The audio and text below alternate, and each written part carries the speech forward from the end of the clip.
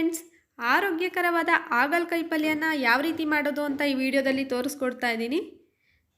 ಯಾರೆಲ್ಲ ನನ್ನ ಚಾನಲ್ನ ಸಬ್ಸ್ಕ್ರೈಬ್ ಆಗಿಲ್ವೋ ಇವಾಗಲೇ ನನ್ನ ಚಾನಲ್ನ ಸಬ್ಸ್ಕ್ರೈಬ್ ಮಾಡ್ಕೊಳ್ಳಿ. ನಾನು ಹಾಕೋ ವಿಡಿಯೋ ಫಸ್ಟ್ ನೋಟಿಫಿಕೇಷನ್ ನಿಮಗೆ ಬರುತ್ತೆ. ಇವಾಗ ಯಾವ ರೀತಿ ಹಾಗಲಕಾಯಿ ಪಲ್ಯ ಮಾಡೋದು ಅಂತ ತೋರಿಸ್ಕೊಡ್ತಾ ಇದ್ದೀನಿ. ಇಲ್ಲಿಗೆ ತೊಳೆದು ಸಣ್ಣದಾಗಿ ಕಟ್ ಮಾಡಿಟ್ಕೊಂಡಿರೋಂಥ ಹಾಗಲಕಾಯಿನ ತೊಗೊಂಡಿದ್ದೀನಿ. ನಂತರ ಒಂದು ಈರುಳ್ಳಿ ತೊಗೊಂಡಿದ್ದೀನಿ, 4 ಮೆಣಸಿನ್ಕಾಯಿನ ಹಚ್ಚಿಟ್ಕೊಂಡಿದ್ದೀನಿ, ಹುಣಸೆಹಣ್ಣು ತೊಗೊಂಡಿದ್ದೀನಿ, ತೆಂಗಿನಕಾಯಿ ತುರಿ ತೊಗೊಂಡಿದ್ದೀನಿ, ಧನಿಯಾ ಪೌಡರ್ ತೊಗೊಂಡಿದ್ದೀನಿ, ಅಚ್ಚ ಖಾರದ ಪುಡಿ ತೊಗೊಂಡಿದ್ದೀನಿ, ರುಚಿಗೆ ತಕ್ಕಷ್ಟು ಬೆಲ್ಲ, ನಂತರ ಒಂದು ಟೊಮೊಟೊನ ಹೆಚ್ಚಿಟ್ಕೊಂಡಿದ್ದೀನಿ. ಇವಾಗ ಯಾವ ರೀತಿ ಮಾಡೋದು ಅಂತ ತೋರಿಸ್ಕೊಡ್ತಾ ಇದ್ದೀನಿ. ಮೊದಲಿಗೆ ಒಂದು ಬಾಣಲಿನ ಇಟ್ಕೊತಾ ಇದ್ದೀನಿ. ಬಾಣಲಿ ಕಾದ ನಂತರ ಸಣ್ಣದಾಗಿ ಕಟ್ ಮಾಡಿರೋಂತಹ ಹಾಗಲಕಾಯಿನ ಹಾಕೋತಾ ಇದ್ದೀನಿ.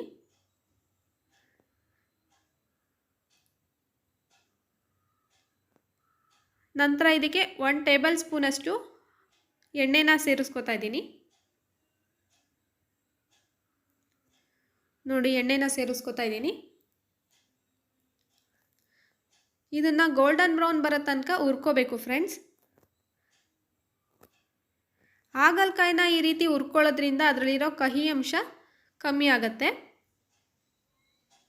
ನೋಡಿ, ಚೆನ್ನಾಗಿ ಹುರ್ಕೋತಾ ಇದ್ದೀನಿ. ನೋಡಿ, ಗೋಲ್ಡನ್ ಬ್ರೌನ್ ಬಂದಿದೆ.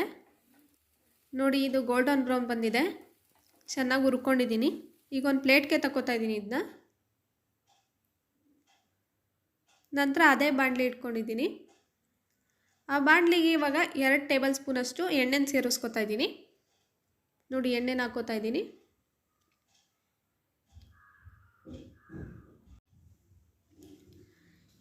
ಈಗ ಎಣ್ಣೆ ಕಾದ ನಂತರ ಅದಕ್ಕೆ ಸಾಸಿವೆನ ಹಾಕೋತಾ ಇದ್ದೀನಿ. ನೋಡಿ, ಎಣ್ಣೆ ಚೆನ್ನಾಗಿ ಕಾದಿದೆ. ಸಾಸಿವೆನ ಹಾಕೋತಾ ಇದ್ದೀನಿ. ನಂತರ ಜೀರಿಗೆನೂ ಸೇರಿಸ್ಕೊತಾ ಇದ್ದೀನಿ.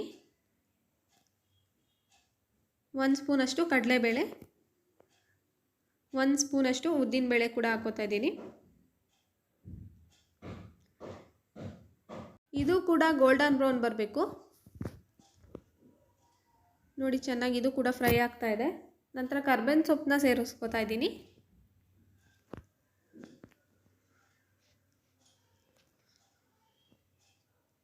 ನಂತರ ಇದಕ್ಕೆ ಸಣ್ಣದಾಗಿ ಕಟ್ ಮಾಡಿ ಇಟ್ಕೊಂಡಿರೋಂತಹ ಈರುಳ್ಳಿ ಮತ್ತು ಹಸಿಮೆಣಸಿನ್ಕಾಯಿನ ಸೇರಿಸ್ಕೊತಾ ಇದ್ದೀನಿ.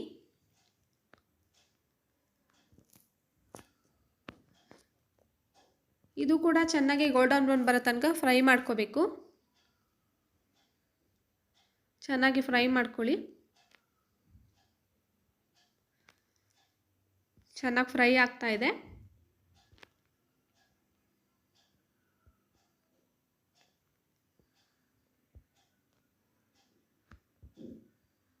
ನೋಡಿ, ಈರುಳ್ಳಿ ಕೂಡ ಗೋಲ್ಡನ್ ಬ್ರೌನ್ ಬಂದಿದೆ. ಇದಕ್ಕೆ ಟೊಮೊಟೊನ ಸೇರಿಸ್ಕೊತಾ ಇದ್ದೀನಿ. ಟೊಮೊಟೊ ಆಪ್ಷನಲ್, ನಿಮಗೆ ಬೇಕಾದರೆ ಹಾಕ್ಕೊಳ್ಳಿ.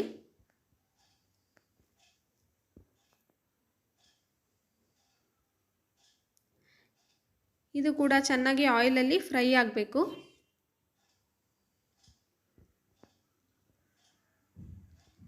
ನೋಡಿ, ಟೊಮೊಟೊ ಕೂಡ ಚೆನ್ನಾಗಿ ಬೆಂದಿದೆ. ಇದಕ್ಕೆ ನಾವು ಹುರಿದಿಟ್ಕೊಂಡಿರುವಂತಹ ಹಾಗಲಕಾಯಿನ ಸೇರಿಸ್ಕೊತಾ ಇದ್ದೀನಿ. 2 ರಿಂದ 3 ನಿಮಿಷ ಇದನ್ನು ಚೆನ್ನಾಗಿ ಫ್ರೈ ಮಾಡ್ಕೊಳ್ಳಿ.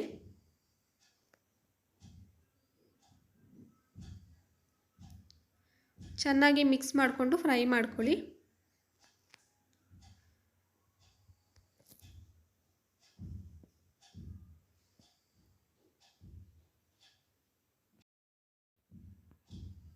ಎರಡರಿಂದ 3 ನಿಮಿಷ ಆಗಿದೆ.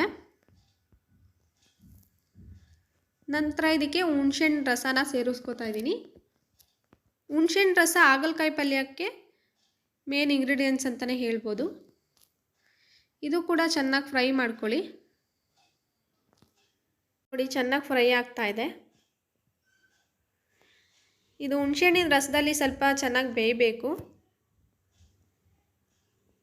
ಹುಣಸೆಹಣ್ಣಿನ ರಸ ಎಲ್ಲ ಚೆನ್ನಾಗಿ ಇಟ್ಕೋಬೇಕು. ಇವಾಗ ರುಚಿಗೆ ತಕ್ಕಷ್ಟು ಉಪ್ಪನ್ನು ಹಾಕೋತಾ ಇದ್ದೀನಿ. ನೋಡ್ಕೊಳ್ಳಿ, ನಿಮ್ಮ ರುಚಿಗೆ ಎಷ್ಟು ಬೇಕು ರುಚಿಗೆ ತಕ್ಕಷ್ಟು ಉಪ್ಪನ್ನು ಸೇರಿಸ್ಕೊಳ್ಳಿ. ಇದನ್ನು ಚೆನ್ನಾಗಿ ಮಿಕ್ಸ್ ಮಾಡ್ಕೋತಾ ಇದ್ದೀನಿ.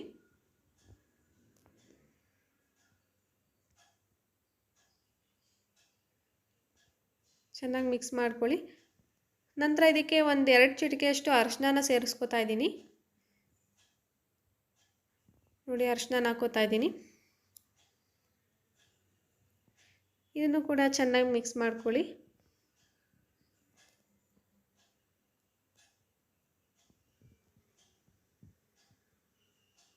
ಇದಕ್ಕೆ ನಾನು ಖಾರದ ಪುಡಿನ ಸೇರಿಸ್ಕೊತಾ ಇದ್ದೀನಿ, ಅರ್ಧ ಟೀ ಸ್ಪೂನಷ್ಟು. ಅರ್ಧ ಟೀ ಸ್ಪೂನಷ್ಟು ಈಗ ಧನಿಯಾ ಪೌಡರ್ನ ಸೇರಿಸ್ಕೊತಾ ಇದ್ದೀನಿ.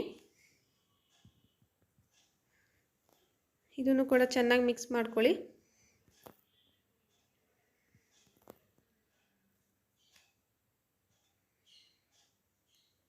ನೋಡಿ, ಕಲರ್ ಎಷ್ಟು ಚೆನ್ನಾಗಿ ಕಾಣಿಸ್ತಾ ಇದೆ ಅಲ್ಲ.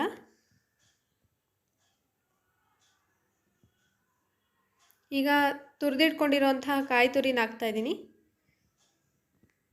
ಈಗ ಸಣ್ಣದಾಗಿ ಕಟ್ ಮಾಡಿರೋಂತಹ ಕೊತ್ತಂಬರಿ ಸೊಪ್ಪನ್ನು ಸೇರಿಸ್ಕೊತಾ ಇದ್ದೀನಿ. ಚೆನ್ನಾಗಿ ಮಿಕ್ಸ್ ಮಾಡ್ಕೊಳ್ಳಿ.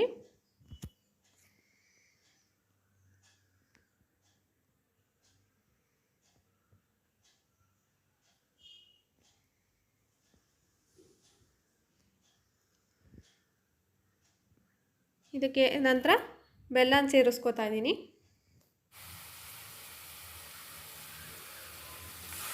ಅಂದರೆ ಸ್ವಲ್ಪ ನೀರನ್ನು ಸೇರಿಸ್ಕೊಂಡು ಲಿಡ್ನ ಕ್ಲೋಸ್ ಮಾಡಬೇಕಾಗತ್ತೆ.